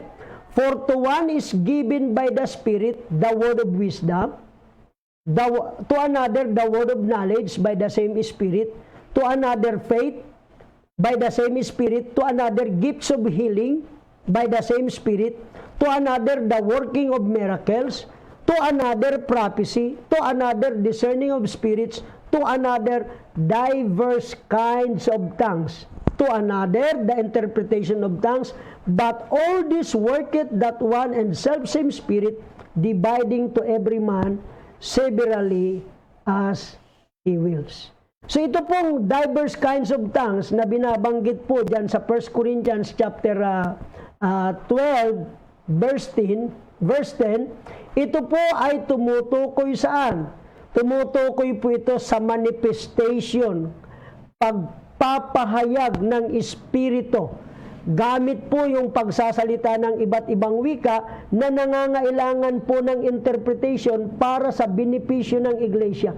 Take note, binanggit sa chapter 12 verse 4 na ito daw pong gifts of the Spirit na ito po ay para sa church. No, now there are diversities of gifts, but the same is Spirit. So diversities of gifts.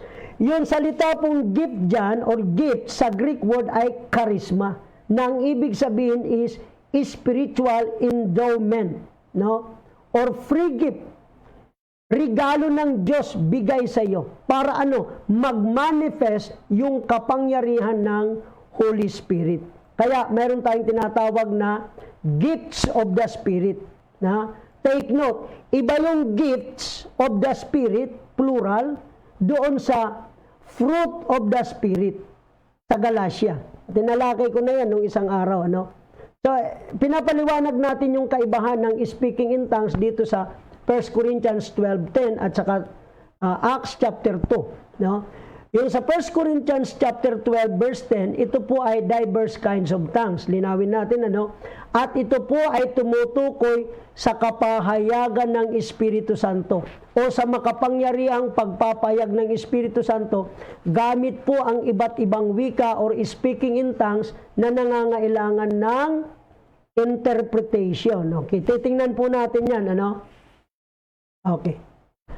1 Corinthians 12:28, sinabi diyan, ang Diyos ay naglagay ng ilan sa iglesia. Tingnan nyo yan Itong binabanggit diyan sa iglesia.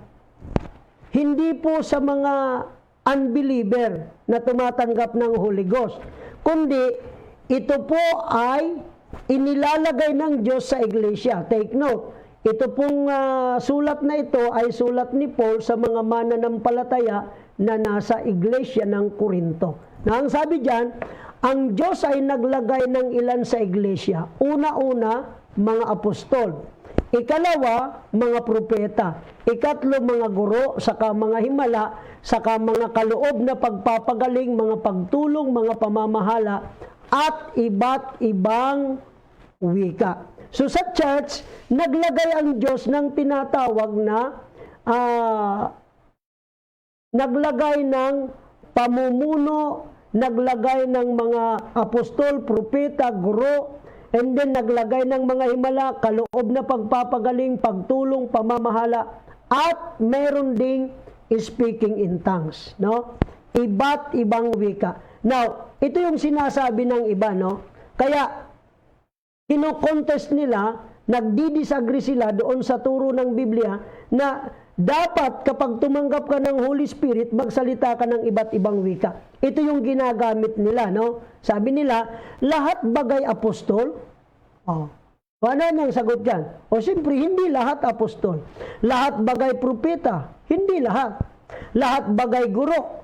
Lahat bagay manggagawa ng mga himala? May mga kaloob na nagpapagaling baga ang lahat. Nangagsasalita baga ang lahat ng mga wika. Lahat baga ay nagpapaliwanag. Ito yung ginagamit nilang talata, mga kapatid, para i-contest, para i-disagree yung turo ng Biblia na kapag ikaw ay tumanggap ng Holy Spirit, magsasalita ka ng iba't ibang wika. Kasi sa 1 Corinthians chapter 12, verse 28 to 30, hindi naman lahat nagsasalita ng iba't ibang wika. Ngayon ang tanong, bakit hindi lahat? At kanino ito tinutukoy na hindi lahat nagsasalita ng iba't ibang wika? Ito po ay tumutukoy sa mga inilagay ng Diyos sa iglesia. Hindi doon sa labas. Kasi sa atin, tingnan ninyo, nung si Peter nangaral, sino ba yung nakinig sa kanya? Di ba mga Hudyo na umattend ng Day of Pentecost? Hindi naman sila kabilang pa doon sa church. Sino yung kabilang sa church? Yung unang 120 na tumanggap ng Holy Spirit. So nangaral si Peter, no? Nangaral si Peter, yung mga tao nakinig, hindi kasali sa church. Nung sila'y nakinig, napuspos sila ng Espiritu Santo. Pangalawa, sino yung pinangaralan ni Peter sa Acts chapter 10? Si Cornelio, ang kanyang pamilya at mga kapitbahay.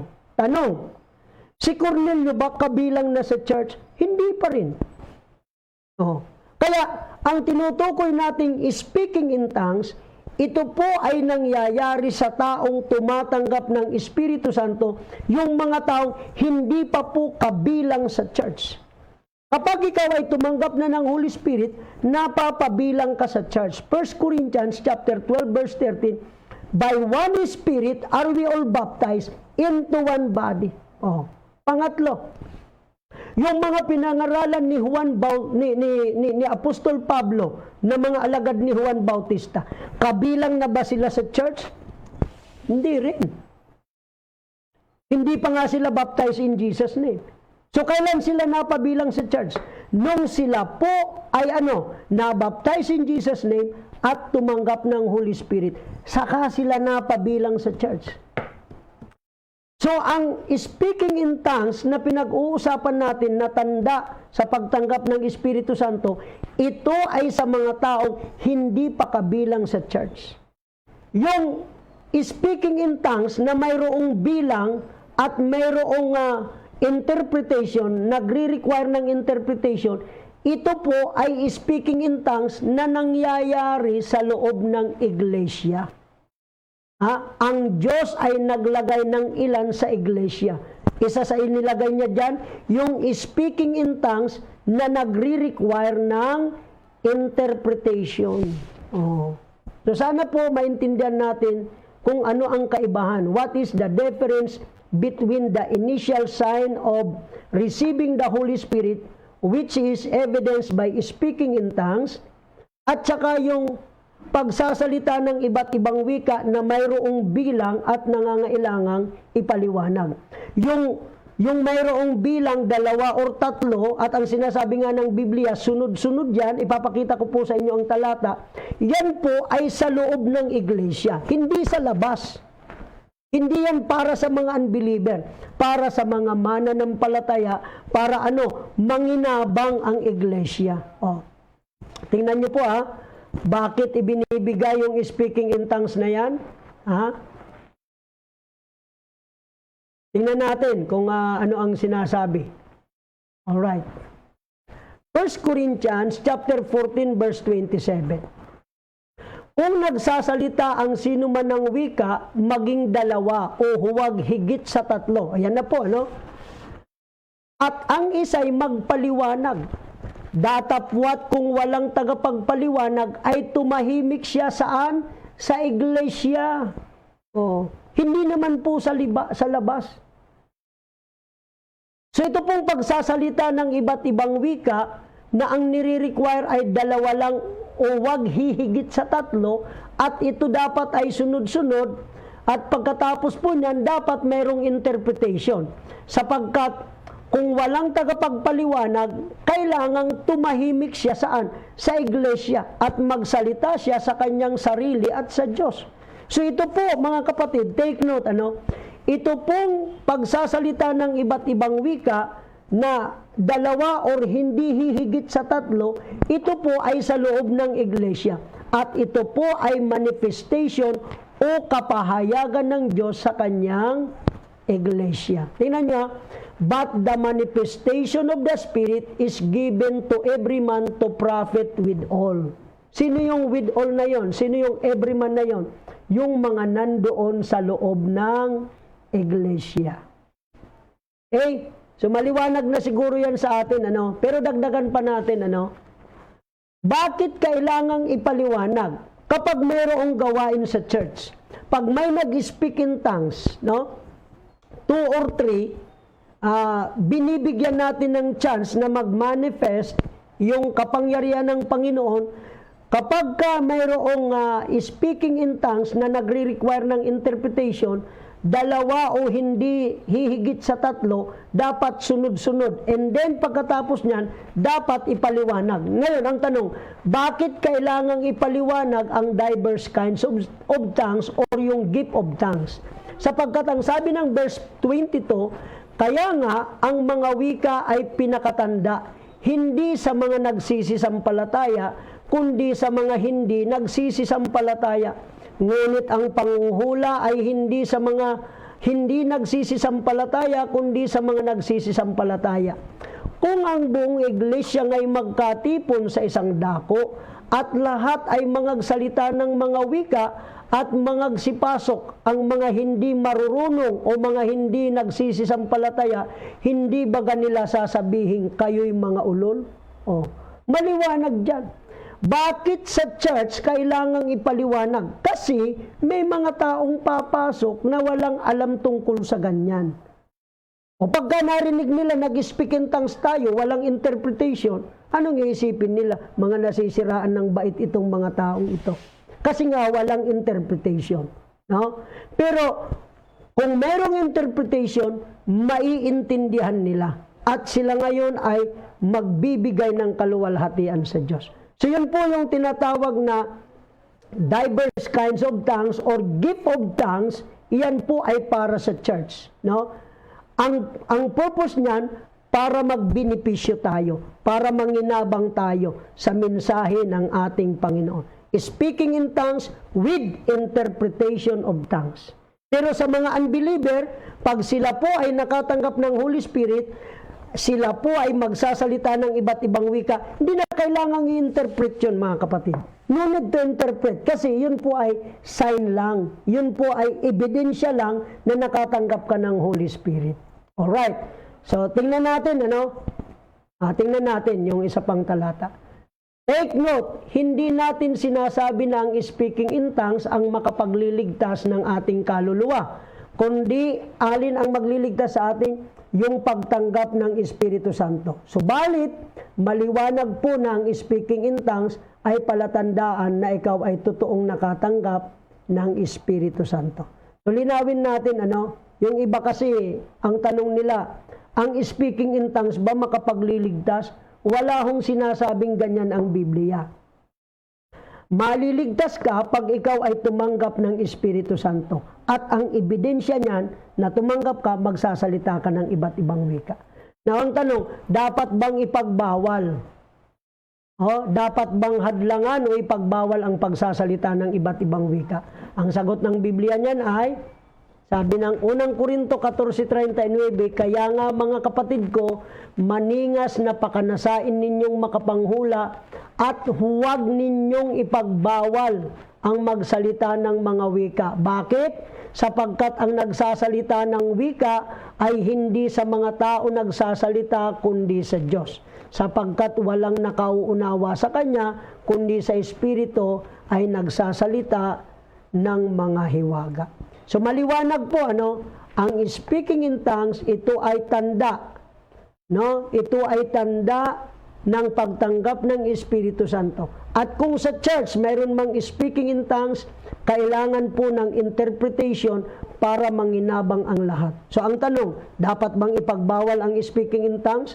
Sagot ng Bible, hindi dapat ipagbawal. Bakit? Pag nag-speak in tongues ka, hindi ka sa tao nagsasalita, kundi sa Diyos. Amen.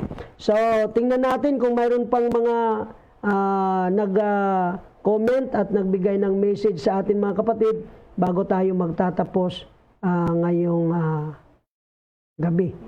Praise the Lord. Saan na yan ba? So, malinaw po ba sa ating mga kababayan yung kaibahan ng speaking in tongues bilang initial evidence sa pagtanggap ng Espiritu Santo at yung speaking in tongues na manifestation ng kapangyarihan ng Diyos sa church. Ang gift doon magkaiba. Dito sa Acts 2:39 o 38 to 39, you shall receive the gift of the Holy Ghost. Yung gift doon ay doreia, meaning yung speaking in tongues na yung gift na initial sign, no? Sa pagtanggap ng Holy Spirit, Dorea po yon. Samantalang dito sa kabila, yung gifts of the Spirit, yung gifts doon, manifestation of the gifts of the Spirit, ito po ay charisma, no? From the word charis, meaning grace o biyaya ng ating Panginoong Diyos. Okay? So tingnan natin, meron pa ba? God bless po sa lahat from Lucena. Yan, si Serses Oira, no? Okay. Sila Jima ito, no? Richie Hernandez, praise God, Pastor. God bless us. Okay. Leia Rigon, amen. Emmanuel, no? Del Pilar. Sa asawa ko po kasi, stammering lips pa lang. Kaya di ko po masabi kung naka-receive na po siya or hindi pa. Yan. So, gaya ng aking sinasabi po sa inyo, ay, bali, mas maganda yung mag-speaking in tongues. Kasi yun yung mga talatang binanggit ng Biblia.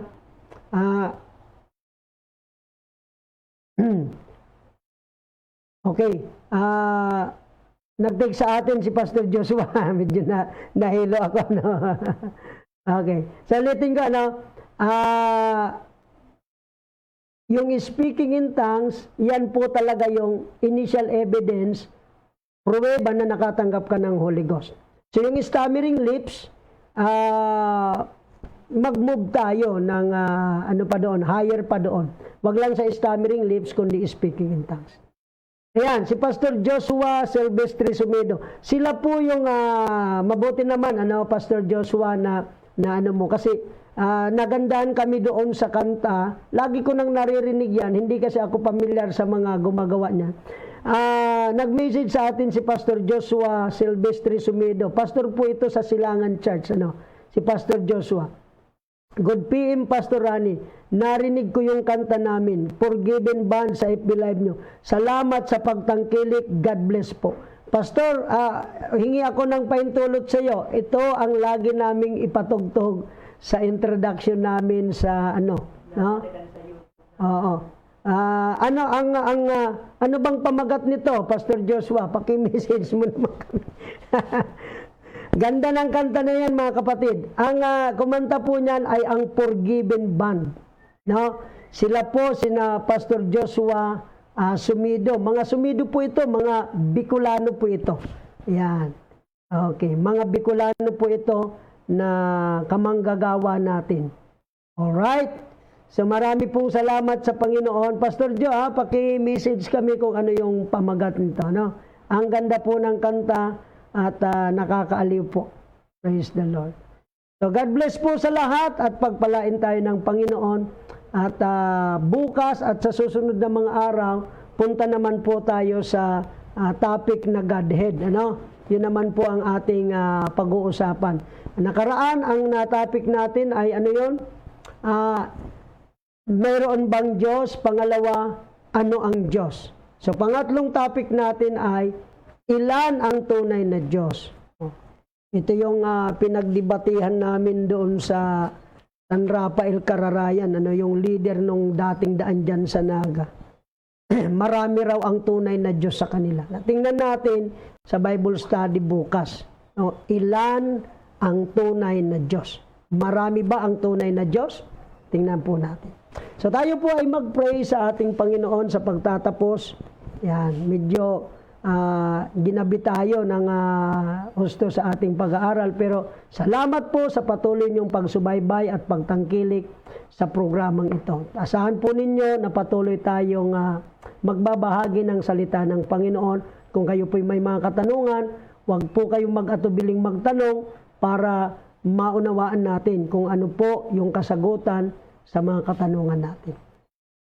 Let's all pray sa Panginoon. Maraming salamat sa nakinig at sumubaybay sa programa ngayong gabi, Panginoon.